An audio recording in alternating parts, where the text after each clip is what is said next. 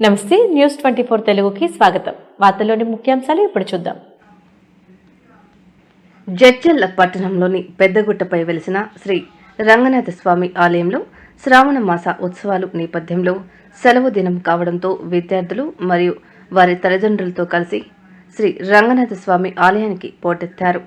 పట్టణ ప్రజలంతా స్వామివారిని చూసేందుకు గుట్టపైకి దాదాపుగా 3.5 కిలోమీటర్ల దూరం నడక మార్గాన వచ్చారు.